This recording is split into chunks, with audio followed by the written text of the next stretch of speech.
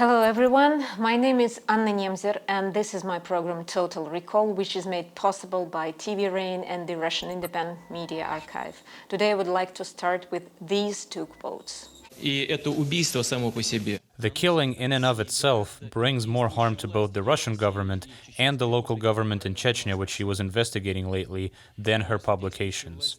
Гораздо больший урон и ущерб, чем ее публикации. This was said in 2006, and here's the next quote. Если бы фигурант, о котором вы говорите, If the person you're talking about were to be poisoned by the government, it would be quite counterproductive to send them to undergo treatment in Germany. не так ли? And this was 2020. 14 years separate these quotes. The first was Putin's response to the murder of Anna Politkovskaya, a journalist who worked for the Novaya Gazeta newspaper. The second was Putin's snarky comment on Alexei Navalny's poisoning. Journalist and human rights activist Anna Politkovskaya was killed in October 7, 2006. After the Second Chechen War in 1999 began, she focused her work completely on Chechnya. The head of Chechnya Ramzan Kadyrov openly called her his enemy. Да, я понимаю смысл вашего вопроса, почему еще ты жива. Если серьезно говорить об этом, я воспринимаю это как чудо. Безусловно, как чудо, что вот пока кто-то еще держит меня на земле. I will not attempt to tell you Anna's stories in 15-20 minutes. Moreover, many journalists have already done incredible work telling her story, including those with English subtitles. Some began filming while she was still alive, and this footage is priceless. There are films that were made after her death, and there is an investigation by Novaya Gazeta and a film about that investigation. All of this resulted as follows. The murderers were found and imprisoned. However, we don't know who was behind the crime. Anna Politkovskaya was more than a journalist. She became like a one-woman advocacy center, and many Chechens whose life was ruined by two wars would approach her. And her colleagues reminisce on that. I saw these people that came to her. There were queues sometimes to see her. Chechens and many other people wanted to speak with her. Bearded men in Caucasian hats made out of sheepskin and women in kerchiefs. All of them would come to our editorial office even before the workday began, and whenever I would leave work late, I still saw some of them sitting there. They're all there to see Politkovskaya, my editor told me. From the entrance to her office, which was almost at the very end of the corridor, there would be a line of people waiting to talk to her. These people had nowhere to go. They couldn't talk to their government or to the one in Moscow. Politkovskaya was the only one they could talk to. She wasn't a war correspondent, according to her own statements. She dealt with social problems, including those of refugees. When the Second Chechen War began, thousands of Chechens fled the republic immediately because they already knew what it was like when the federal army came to your doorstep. The federal government that dispatched the army to their homes wasn't overly concerned with their well-being. Everyone that fled bore the trauma of experiencing tragedy, death, ethnic cleansing, violence, and humiliation. To some of them it was traumatic memories, but to others it was traumatic present, and Politkovskaya became the defender of these people. Ко мне в одном селе подходит женщина моего возраста. Очень строго мне говорит, буквально. Я мать сына, которого замочили в сортире. The woman told her of how her 14-year-old son was killed. There was a toilet outside, which the federal army decided to demolish with a multiple rocket launcher. I guess they later had to explain that it was some kind of strategic structure, I don't know. I choose this particular story not because of its absurdity, but because of something that was said earlier by none other than the president of Russia. I will leave a list of Politkovskaya articles compiled by Novaya Gazeta in the description, but today I wanted to talk about the meanings of words. Because Politkovskaya's and her colleague Natalia Istemirova's medium was writing. Istemirova had to conceal her real name as she lived in Chechnya, while Politkovskaya's name was well known. If we were to tally up the time she spent in Chechnya, it wouldn't be months, I think it would be years. Because everything she wrote about, she saw with her own eyes. I have to make sure, she would always say. Here's her detailed description of ethnic cleansing, first quoting a 45-year-old woman, Razita, who experienced it, and then quoting the commander of the 45th Regiment that committed the autocracy that Razita had to suffer. He didn't even deny doing it. And this is the quintessential part. The commander shows us the pits where Chechens are thrown after cleansing. The colonel is thoughtful. He holds me under his elbow so that I don't fall through the mud to a depth of 6 meters. The pit looks exactly as it has been described by the many people who have sat in it. About 3 by 3 meters, a rope runs into the pitch-black underworld. It is supposed to be used to get out for interrogations. Despite the frost, the pit smells peculiar. The rule here is simple. Chechens must ease themselves right under their own feet and keep standing on the same ground around the clock. Or sit, if they want. And here is her terrifying description of the situation in Vedeno settlement. Vedeno was hated especially by the federal forces as it was the birthplace of Shamil Basayev. It appears that the federal army considered all the residents terrorists by association. When you have nothing, you become capable of committing irrational acts. Here, for example, you know that you can't go into the forest, even though it is the only savior of the local people. Neither for firewood nor for Ramzan, a source of vitamins. However, people still go. They have no other choice, even knowing that in the village cemetery lie those who also decided to go for firewood and were simply shot on the spot. The game of roulette called firewood procurement is constant and merciless. She's meticulously describing this lifestyle where at any given moment you could be killed or raped. Any given moment can bring torture or humiliation. And all of that has been confirmed to be true. I'm quoting singular articles right now, but she wrote about 750 articles in total about these events for Novaya Gazeta alone. She also wrote books, chronicles of the Second Chechen War. She portrayed from all sides. She interviewed civilians, fighters, federals, separatists, etc. She gave war itself the megaphone. This was economist Alexander Auzan who wrote after her death. Today, there are almost no journalists in Russia who don't go off of a known fact, but instead find out about a little-known event and turn it into breaking news. Politkovskaya was doing just that. Her words were real. It is vital to understand that when someone spends so much time in Chechnya and dedicates their life to it, the people know it and they are grateful. Chechnya knew who Politkovskaya was. Когда ты на Кавказе, самое главное связи, они так просто не устанавливаются. Они ни денег не стоят, ничего. Это только личный контакт с человеком, твое личное доверие. У меня эти были контакты, они появились, да, люди ко мне были расположены. Аня Politkovskaya вместе с Наташей. Anna Politkovskaya, along with Natalia Istemirova, would wear kerchiefs of Caucasian women, cross war-torn roads with them, and cross the entirety of Chechnya. They would rest at people's houses, and it was interesting because afterwards, the inhabitants of these houses would boast that Anna Politkovskaya spent the night at their house. These connections and this gratitude went a long way. In 2002, as you remember from previous episode, there was a hostage crisis in Moscow at the Dubrovka Theater Center. Politkovskaya was one of the negotiators who was allowed to bring water to the hostages. She would also deliver the captors' demands to the authorities, but they wouldn't listen to her.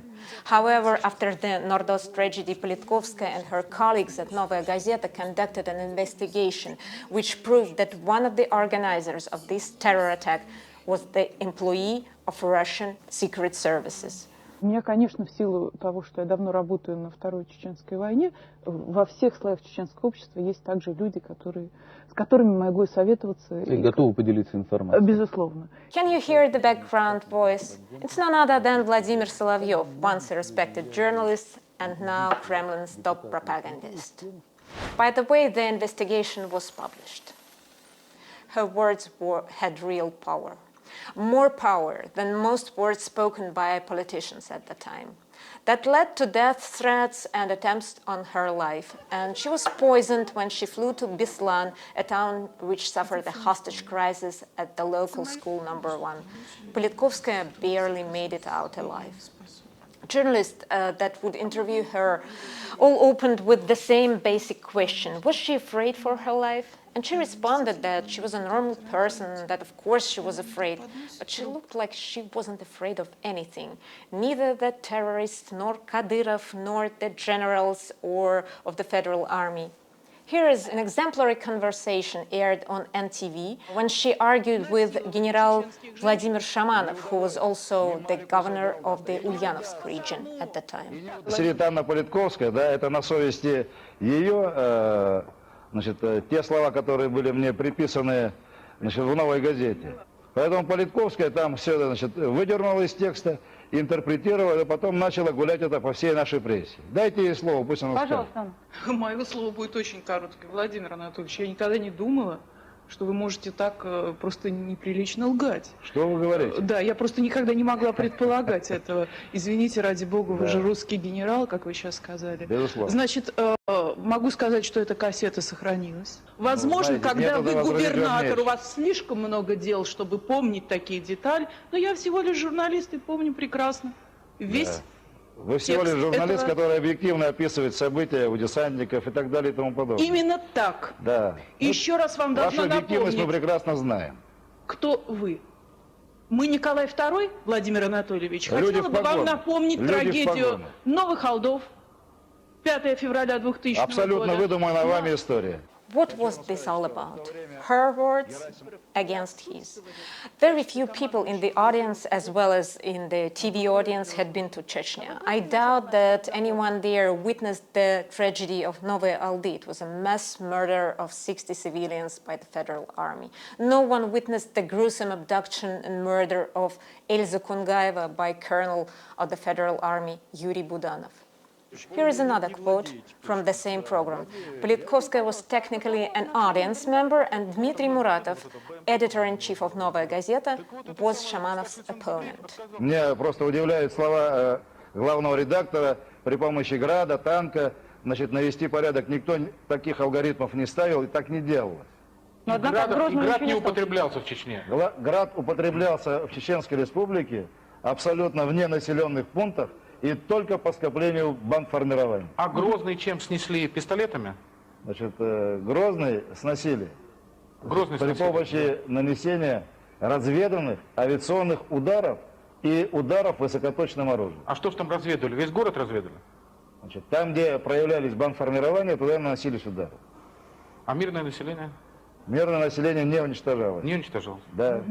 Понятно. The general's problem was that everything he was saying could have been debunked because Politkovskaya recorded their conversations and kept the tapes safe. Here is an important detail for context. Politkovskaya was active at the time when the main newspaper in the country was Kommersant, and government officials didn't tend to read Novaya Gazeta, whereas Kommersant was their morning read. Something that needs to be understood about Kommersant is that their priority was always gripping yet witty headlines. Remember from our Beslan episode, the one from that went, Putin couldn't care less about the constitution because he cares so much. And then in 2022 there was another one. A real butcher was raised about an opposition politician when Ilya Yashin was arrested for his video about the Bucha massacre. The word Bucha in Russian also has the meaning of a load of trouble.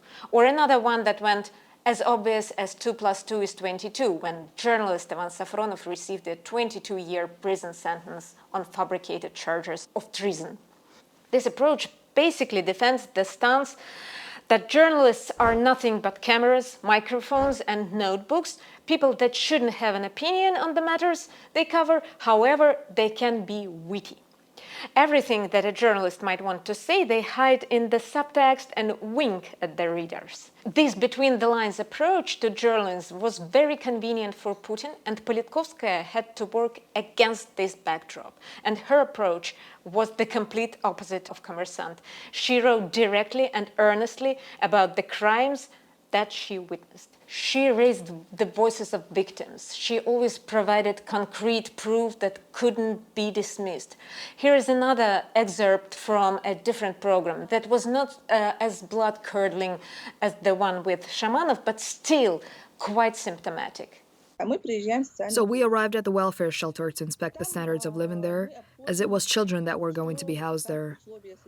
They only had old metallic bed frames there. Then the principal or some other kind of director told us, well, we ordered wooden bed frames, so why don't you just write that we have wooden bed frames in your article?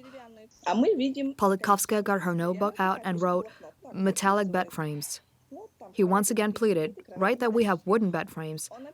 She silently gave him an intense stare, which said more than 1,000 words could.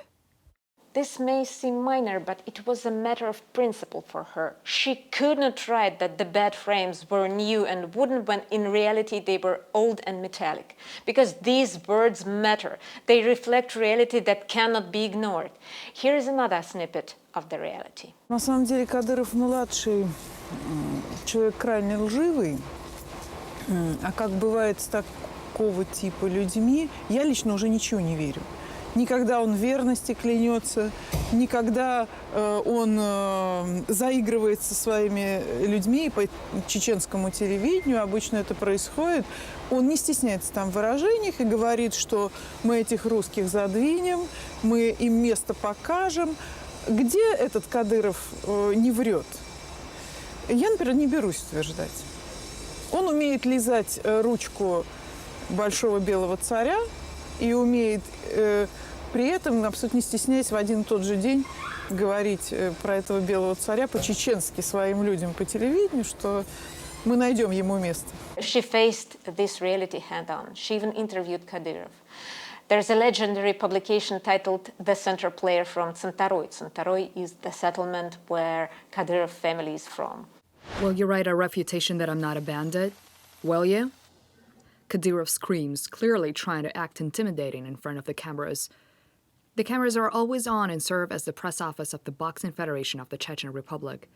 He continues, I will prove it to you. You are the enemy. I will make you. You're worse than Basayev.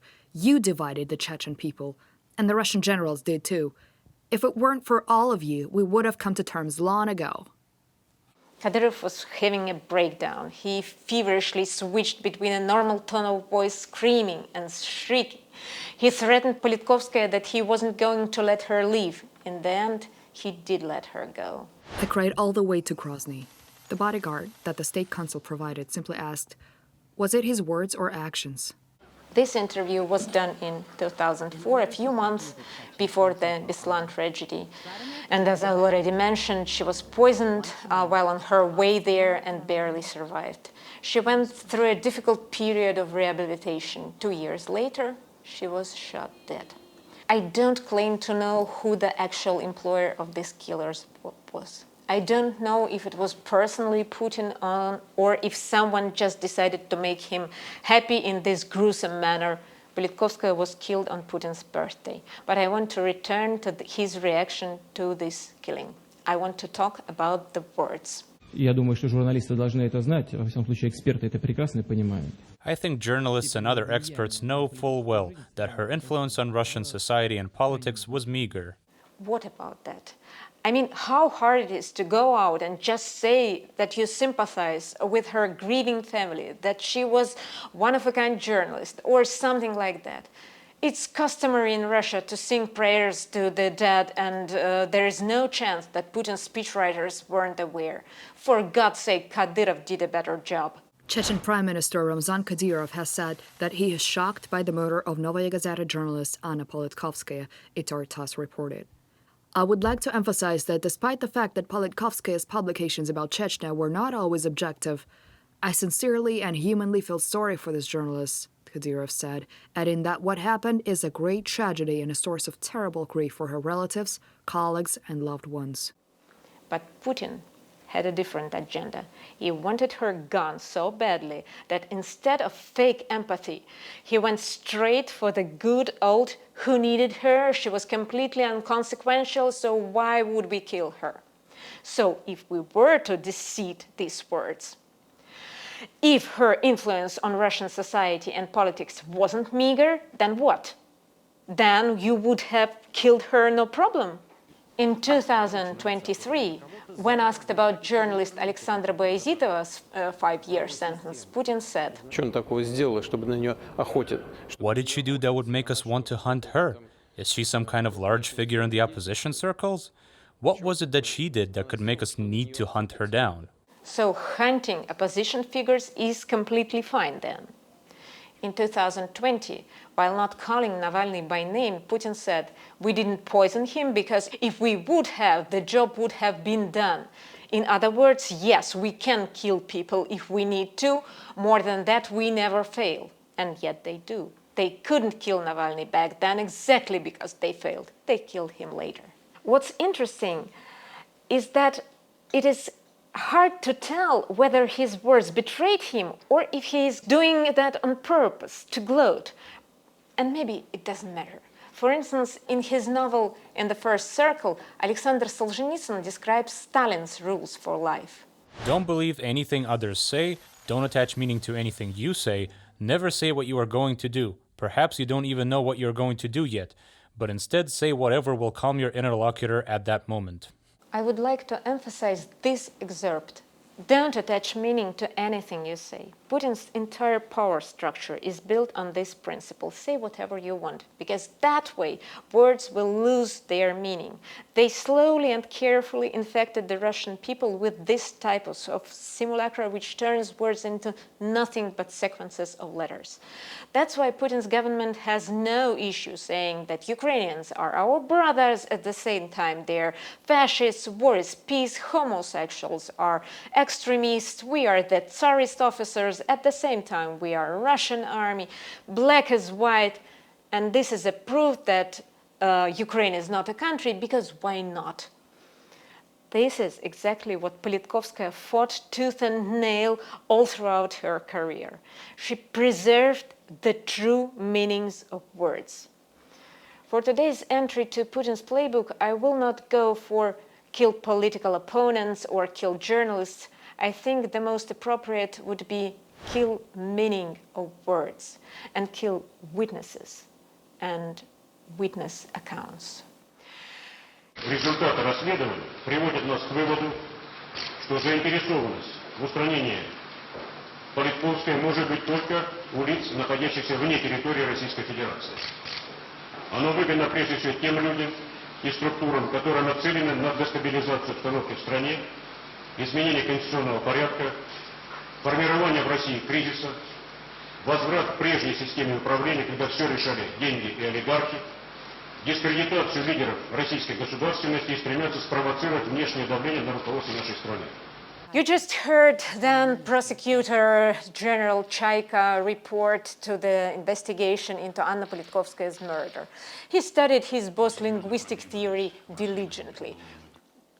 Just used the words like hashtags. Persons and structures, threats to the constitutional order, foreign threats, oligarchs, outside pressure, discreditations. Just leave it like that. The people will buy it, and your boss will give you a pat on the back.